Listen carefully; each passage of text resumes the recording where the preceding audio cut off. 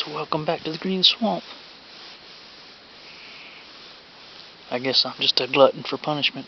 This is my fourth hunt in the month of January, and I've seen 2 deer. I saw 2 deer on my first trip down, and it was kind of like by accident. I found a spot that I wanted to set up in. Went in, put up my stand. 2 deer stood up, said, "Man, you stink." I got a little video of them as they were leaving. 2 does, looked like maybe even 2 yearlings. Lost their spots. They didn't have any spots. But those are the only deer that I've seen. I'll tell you exactly where I am today. If you come in from 471, take that main road, go past the check station, go past the power line, and there's that levee road that goes north. Turn on that, follow it all the way around to, I think it's called Bull Barn Road. Take a left on Bull Barn Road, go for a little bit, and you come to the power line. If you hunt here, you know exactly where I'm talking about. I parked my truck right there, and I got my hunting buggy.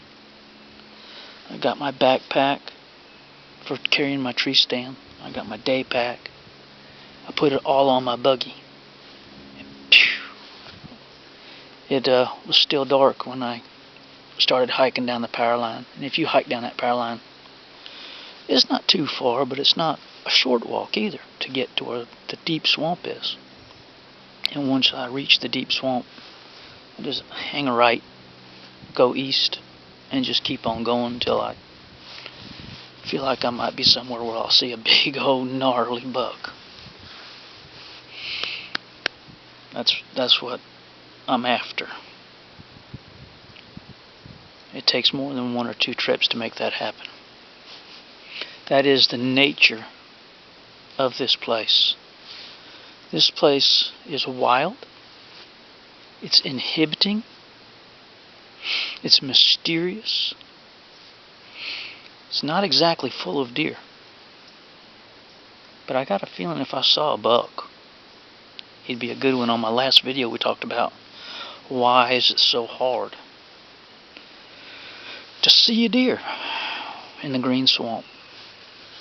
And we talked about deer numbers, how there probably aren't as many deer here as you'd say, like at the Panasoffkee Wildlife Management Area or Half Moon. You don't see as much sign here. We talked about that. And all of that is very frustrating because you want to see sign. I see rubs here and there. I can tell you, most of the rubs I see seem old. Nothing really, they're respectable as far as size is concerned, but they're just, you know what I'm talking about if you hunt here. So we talked about hunting pressure.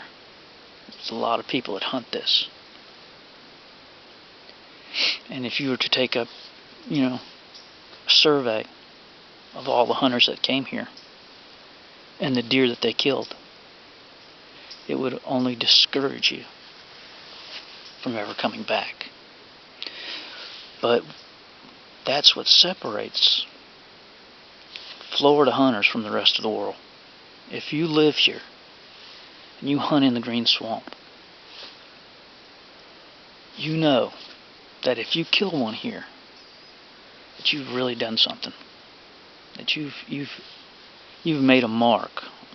And if anybody knows anything about hunting in Florida, they know that hunting these swamp deer, man, is the toughest thing you'll ever do.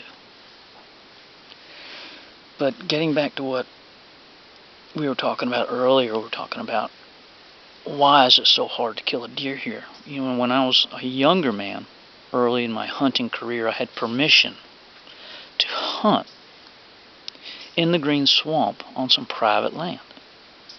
It was probably as far east as you can go and south from here and still be in the Green Swamp. The Dome Cypress, the ferns, cabbage palms, all of the things that make the green swamp what it is. You know, the hardwood islands and the flooded areas.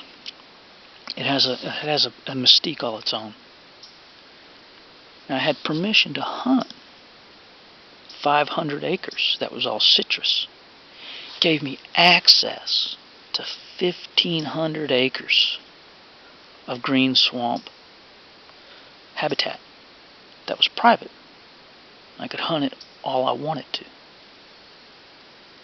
And it was the most frustrating 5 years that I ever hunted deer in my life. And to be honest, you know, I really didn't know what I was doing.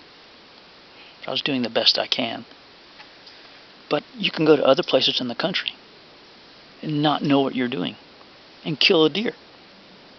That's not the way it is here. So I killed turkeys on that private property. I killed hogs on that private property. So it wasn't like I was a total, you know, greenhorn when it came to hunting.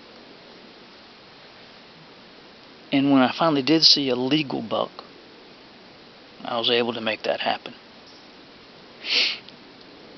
But it wasn't without hard work and sacrifice and a lot of hunts scratching your head. And, you know, I would drive down there believing that private land has got to be better than hunting in Ocala. And I'm going to tell you something. When it comes to turkeys and hogs, that may be true. But when it comes to the white-tailed deer that live in this swamp, it's a totally different story. You know, I take percentages. I work numbers in my head when it comes to certain things. Like, what does it take to be successful? And I always say that 50% of success is just showing up. If you can show up, you've got half the battle won. The other percentage would be, say, 25% would be skill. So now you're operating at 75%, 25% skill. That means you've done some scouting. You can shoot your gun. You can set up a tree stand. You're not afraid to be in the woods by yourself. If you get caught out here in the dark, you'll find your way back. That's what's called being a woodsman, being a hunter. And the other 25% is luck. That you just got lucky that day. In order to be lucky, you got to be there. And if you do get lucky, you have to be able to make the shot.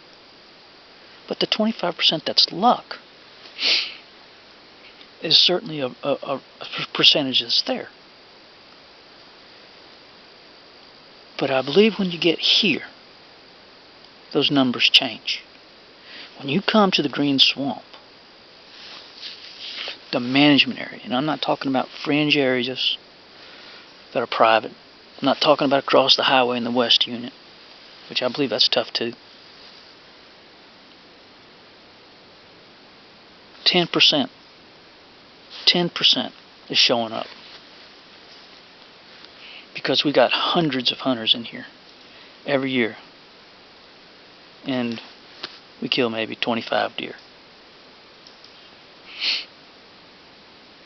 So 10% is showing up.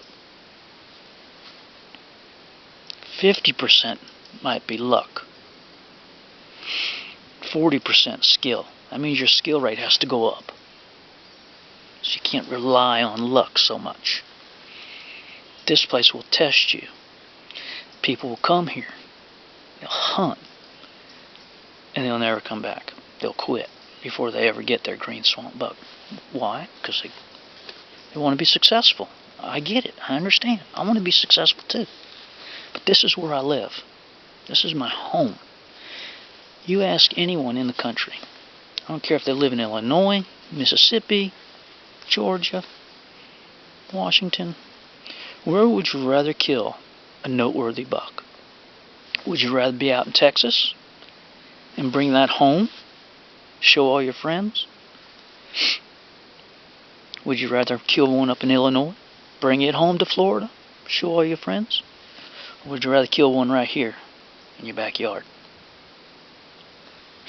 I tell you what, if I can kill me a trophy buck. When I say a trophy buck, let's define that, because that definition changes who you ask. If you kill a buck in here, and he's a good legal buck. When I say a good legal buck, that means he surpasses the legal requirements. What is that? 3 points on one side, or a 10-inch main beam on one side. You take that and show that to anybody, they'll say that's not illegal. That's not a trophy buck, and I would agree with that.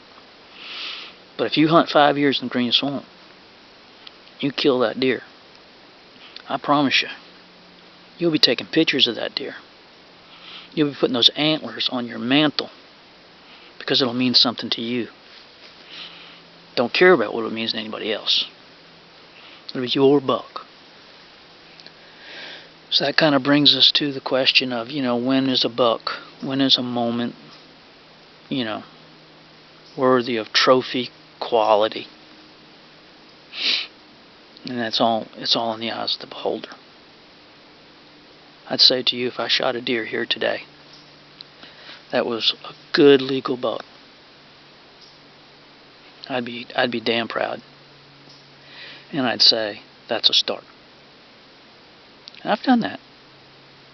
So I'm ready to move on. I killed a buck of a lifetime. In several places, I've got deer on my wall at home that I'm very proud of. But the one I'm most proud of is the one that came from my home woods. If you live here, you're not giving this place a chance. And if you're not testing yourself as a hunter, I believe you're missing out. If you're traveling to sit in a box blind, nothing wrong with that. But if you're traveling for hours to sit in the box blind over a field to shoot a deer, I get it. I've done it. Alright? But if you're not doing this too, venturing out into the wilderness, finding that place near your home to kill your deer, you're missing out. This place is awesome, man. Like I said, it's full of mystery. I wonder how many people are buried in this swamp. And when you talk about the history of Florida, the Green Swamp is in the center of all of that. One of the most inhibiting places that is still a place where people just don't really frequent. People like me. Hopefully people like you. Alright, so this is where I'm at. This is what I'm doing. Today will be the last day that I'm deer hunting. And then spring gobbler season comes. And I'm looking forward to that. So, wish me luck. I got my Blaze Orange on as always. I got my safety harness. I got my snake boots. I got my spot locator and my cell phone. Be safe. Above all things, get home safe. Alright, love you guys. See you. Bye.